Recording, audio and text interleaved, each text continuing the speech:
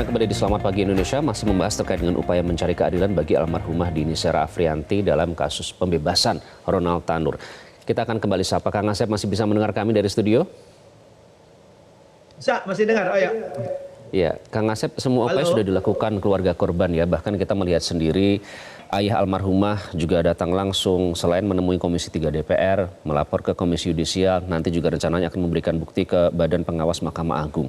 Nah, apakah sampai di situ saja atau ada lagi yang bisa dilakukan bagi keluarga Dini untuk mencari keadilan, Kang Asep? Ya, ruang untuk terhadap tidak puas terhadap putusan pertama upaya hukum, yaitu oleh jaksa, yaitu kasasi. Itu harus dilakukan, sudah dilakukan kan. Yang kedua, pihak-pihak tidak puas kalau misalkan menyangkut perilaku, ya itu bisa ke Komisi Yudisial.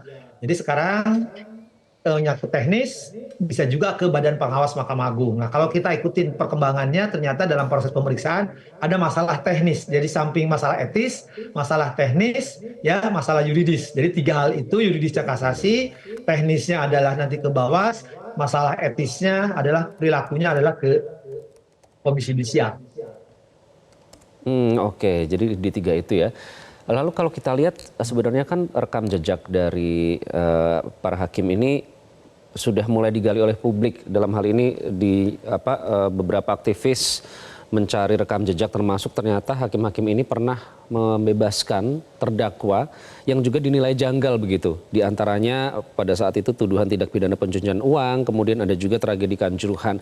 Nah, jika memang ada transaksional yang terbukti, Kang Asep, hukuman apa sih yang sepantasnya diberikan kepada hakim ini jika memang semua itu terbukti? Ya, hukumannya memang harus berat. Inilah yang jadi masalah sejak awal. Kan Surabaya ini pernah masalah. Mungkin kita pernah bahas dulu, ada hakim juga bermasalah diputasi ke Surabaya. Tapi ketangkap KPK kan, satu. Bahkan lebih jauh lagi sejarah masa lalu. Emang di Surabaya ini seperti jurisprudensi. Dulu malah ada putusan Mahkamah Agung zaman Pak Adi Andoyo. Pak Adi Andoyo hakim yang dikenal pintar, cerdas, ya. Ketua muda pidana, putusan Mahkamah dipalsu di Surabaya. Ya, kemudian ada beberapa kasus-kasus lagi. Nah, jadi memang perhatian ke Mahkamah Agung, justru ketika promosi mutasi, hakim bermasalah jangan ke Surabaya. Nah, sekarang faktanya tiga ini saya mengenal beberapa ya, itu malah ada beberapa saya tahu persis gitu kan. Kenapa harus ke Surabaya dan nangani perkara yang menarik perhatian publik gitu. Dan ketika menarik perhatian publik, berani memutus yang kita kontroversial ya. Udah kita bahas berapa kali di Metro ya, 2 kali setidaknya saya bahas di Metro tentang kasus ini. Ini kan penarikan kesimpulan atau silogismenya nggak valid, artinya tiba-tiba hakim jadi dokter gitu kan, menentukan. Nah, ini kan menimbulkan gejolak, padahal putusan itu didahului dengan demi keadilan berdasarkan Tuhan Maha Esa.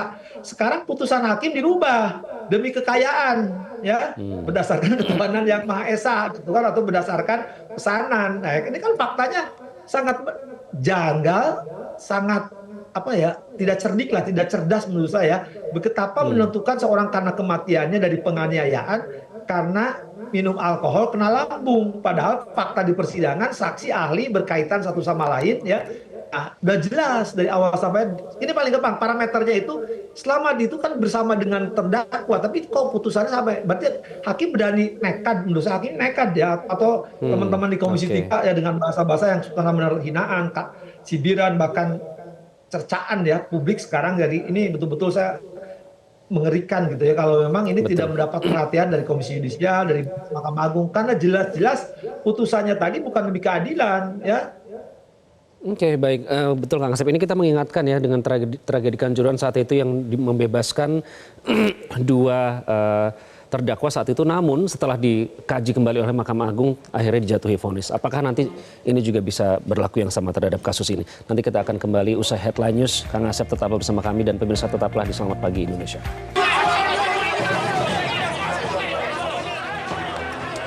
Aksi sejumlah warga yang berunjuk rasa mengecam putusan Hakim Erintuah Damanik yang membebaskan Ronald Tanur ricuh dengan Satuan Pengamanan Internal Pengadilan Negeri Surabaya.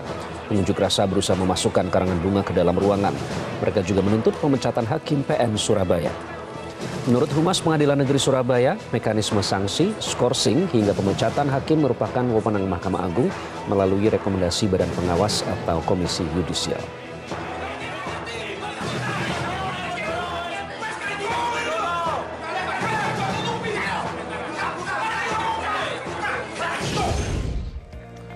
Kita akan kembali membahasnya bersama Kang Asep Iwan Iryawan terkait dengan upaya mencari keadilan yang dilakukan oleh keluarga Dini Sera Afriyanti terkait dengan dibebaskannya Ronald Tanur dalam kasus ini. Kang Asep, kita berbicara lagi tentang rekam jejak ya. Pada saat itu salah satu hakim Mangapul pernah menjadi anggota hakim kasus tragedi Kanjuruhan. Itu dibebaskan, ada 2 pada saat itu. Lalu setelah dikaji kembali oleh MA di tingkat kasasi, akhirnya dijatuhi vonis 2,5 tahun dan 2 tahun penjara. Nah, apakah kalau dalam kasus ini dibebaskannya Ronald Tanur ini nanti bisa dianulir, Kang Asep? Ya, sekali lagi kalau upaya kasasi ini kan kasasi ini bebasnya bebas istilahnya bebas tidak murni. Nanti hakim Mahkamah Agung bisa alasan karena salah penerapan atau kekeliruan hakim. Nah, ketika nanti hakim menilai, tapi sebenarnya gampang kok ini ya, jangankan hakim agung ya, anak sekolah semester 1 Fakultas Hukum ya, atau enggak ada logika publik bisa berbicara kok ya bahwa ini jelas penganiayaan menimbulkan kehilangan nyawa orang lain. Kalau saya sekali lagi hakimnya atau siapa yang berpikir normal ya pasti akan dikabulkan oleh Mahkamah Agung kasasinya. Cuman kan masalahnya Mahkamah Agung juga masa-masa sekarang istilah lagi masa hiburan, banyak perusahaan-perusahaan lagi diskon, banyak pengurangan-pengurangan di Mahkamah Agung yang di luar nalar juga. Maka saya bilang sering saya katakan, mudah-mudahan di Mahkamah Agung kasasinya dipegang oleh hakim-hakim yang memang punya latar belakang integritas, kualitas, intelektualitasnya memang ya tidak tergoda oleh kertas. Misalkan contoh lah, sekarang kita punya di Mahkamah Agung itu setidaknya salah satunya ya adalah wakil ketuanya Narto. Ya Pak Narto ini hakim yang bersih, hakim yang jujur. Dan dia juga orang Surabaya, orang Jawa Timur dan pernah bertugas di Surabaya. Saya pikir kalau dipegang di Pak Narto, saya masih ada harapan secercah. Pasti putusan Surabaya pasti dibatalkan. Kalau Pak Narto, tapi kalau di luar Pak Narto, ya pasti tanda-tanda besar kan. Kita pernah menyaksikan beberapa putusan ya yang sudah PN PT bagus malah dikurangi, atau putusan yang dikuatkan misalkan bebas dikuatkan juga bebas kan. Ada juga detik-detik terakhir ini saya perhatikan ada beberapa putusan yang menarik publik ya,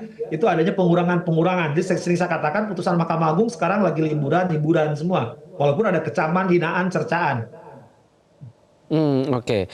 Sebenarnya ini kan pengakuan itu sudah cukup jelas ya, belum lagi barang-barang bukti yang diajukan oleh keluarga korban. Kemarin kalau kita lihat pada saat RDP ya Kang Asep, kata-kata yang diucapkan oleh teman-teman dari Komisi 3 juga sebenarnya cukup mungkin menggambarkan kegeraman publik dalam hal ini, sampai ada kata-kata yang menggambarkan kegeraman tersebut.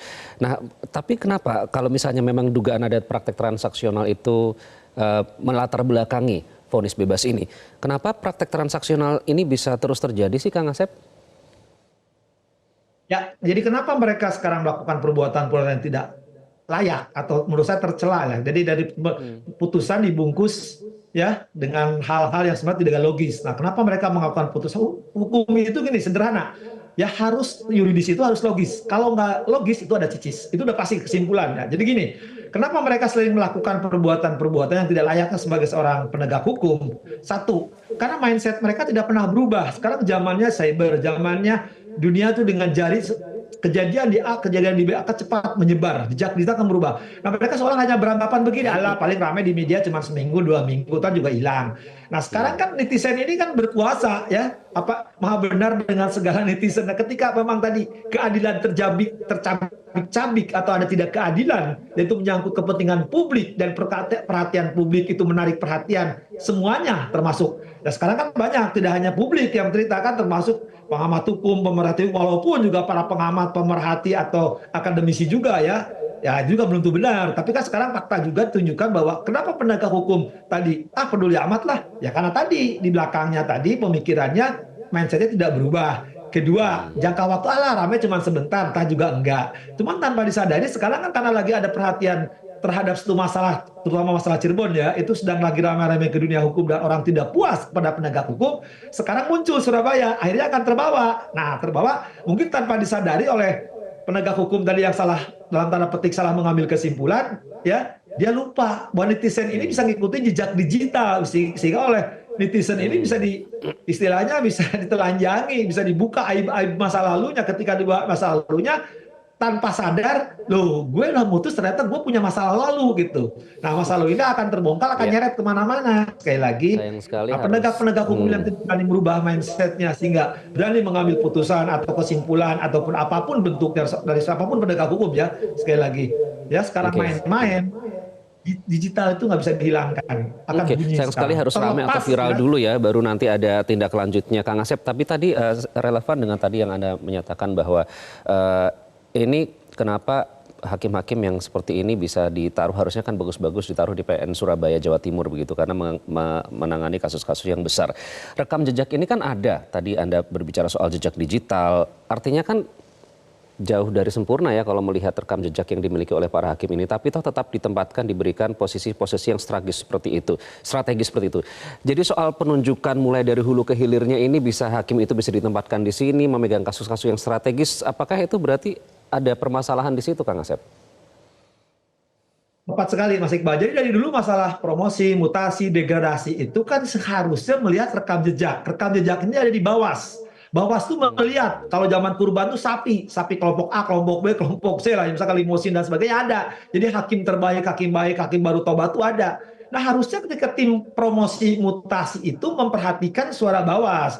Cuma mau dikatakan suara Bawas tidak berbunyi karena ada di tim mutasi ini cuma kepentingan. Sering saya katakan dulu tuh seorang peneliti dari Belanda ya, itu orang mengenal sekali ya. Jadi suka mengatakan di Mahkamah Agung itu ada ya, udah itu penelitian disertasi loh, penulisan ini mah dibukukan, yang dijual ya, nggak usah disebut orangnya, tapi para pemerhati hukum pasti tahu bagaimana kepentingan itu karena kepentingan tadi ya, alumnian, ke ikatan-ikatan emosional, kedaerahan dan sebagainya menyangkut. Jadi ya siapa yang berkuasa, ya itulah tempat orang-orangnya. Padahal kan seharusnya ketika ada hakim-hakim terbaik, saya sebut aja nama, saya nggak ya di Mahkamah Agung seluruh hakim Indonesia akan mengenal nama. Saya sebut tadi Narto, Nugroho, kan harusnya mereka, kalau Pak Narto udah selesai lah di Mahkamah Agung ya. Nah ada semacam hakimnya Nugroho, misalkan, atau ada beberapa nama lain lah sebut. Kan orangnya harus ditempatkan di etalasenya. Hakim-hakim misalkan di Medan, Bandung, Surabaya, Jakarta, Makassar, itu yang sering menarik perhatian. Kalau hakim-hakim ditempatkan di daerah yang suka menimbulkan perhatian atau orang melihatnya di situ banyak perputaran transaksi, harusnya kan hakim-hakim bersih, hakim-hakim kelas limosin. Tapi faktanya hakim-hakim di kelas ternama tadi, kelas 1A lah sekarang istilahnya, Bandung, Medan, Surabaya, Jakarta, Makassar, itu ditempatkan beberapa hakim yang memang pernah punya masalah, walaupun tidak semuanya. Tapi kalau semuanya hakim sekelas Pak Narto, sekelas Nugroho Setiaji, saya yakin lah orang akan takut dan segan menghadapi ya, semacam kali orang mendengar nama Artijo lah ya. Tapi sebenarnya Artijo ini banyak di Mahkamah Agung maupun di wilayah Indonesia. Cuman sayang beberapa hakim bermasalah tadi ya, contoh tadi kan Surabaya tidak sekali, saya katakan kan sebelumnya juga hakim pernah bermasalah di Lampung kena KPK. Nah sekarang juga ya, terlepas tadi putusannya dibatalkan atau tidak, tapi kan rekam jejak beberapa hakim itu ya, tidak hanya kasus Kanjuruhan, nanti kalau saya buka pasti kaget semua. Nah, hakim lainnya juga ada bermasalah kan ketika ada tugas di Lampung juga loh, saya tahu persis ya. Tapi kenapa cuma mereka suka ditempatkan di tempat-tempat yang harusnya tidak tempat mereka, kan harus istilah dalam petik saya, harusnya hakim-hakim bermasalah ini di pesantren ya, taubat dulu. Di pesantren dulu, taubat, ya tempatkanlah. Tapi kalau selama mereka tidak berubah watak, tabiat, dan mindsetnya tidak berubah, dan mereka ditempatkan tempat yang tepat berulah, ya selamanya publik akan teriak sekarang gitu. Jadi kompetensi dan integritas itu bukan lagi hal utama ya, karena ternyata kepentingan itu bukan hanya di level pengadilan negeri saja, tapi sudah dari sejak penunjukan. Jadi kompetensi ternyata kalah dengan kepentingan. Kang Asep, jadi bagaimana cara publik mengawal kasus ini? Karena tadi ada bilang kalau misalnya tidak terus diekspos, ya bisa saja masyarakat lupa. Itu pula yang akar permasalahan, akhirnya hakim memiliki mindset seperti itu. Nah, bagaimana caranya publik terus mengawal kasus ini? Mengingat vonis kemarin saja cukup luput ya dari atensi publik, bahkan pihak keluarga pun terkejut, shock begitu mendengar tiba-tiba sudah divonis bebas.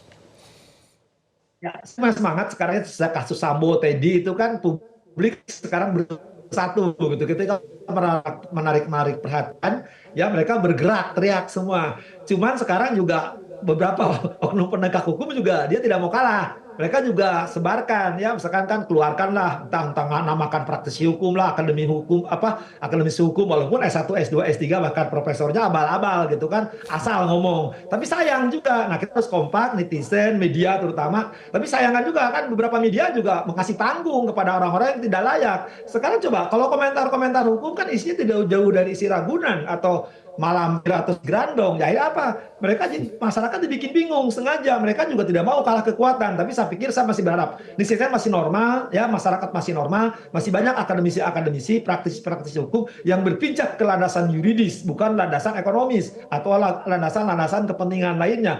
Ini fakta ya, sekali lagi. Kita sayangkan kan beberapa media sekarang berkepentingan, ya, sehingga tidak, menurut saya hanya mengejar rating, mengejar racingnya bising gitu menurut saya kan. Jadi ditanggapi orang-orang ini. Kenapa? Ya karena mereka membantu, sering kerjasama. Jadi ketemu penegak-penegak hukum yang sering bermasalah, bermain, mereka main di situ. Tapi kalau orang-orang yang ini kan nggak mau, karena jelas kita punya landasan. Karena rasio akal publik, ya, kewarasan publik itu masih jalan. Yang benar gitu kan, dan terbukti sekarang saya masih semangat. Artinya sekarang apa?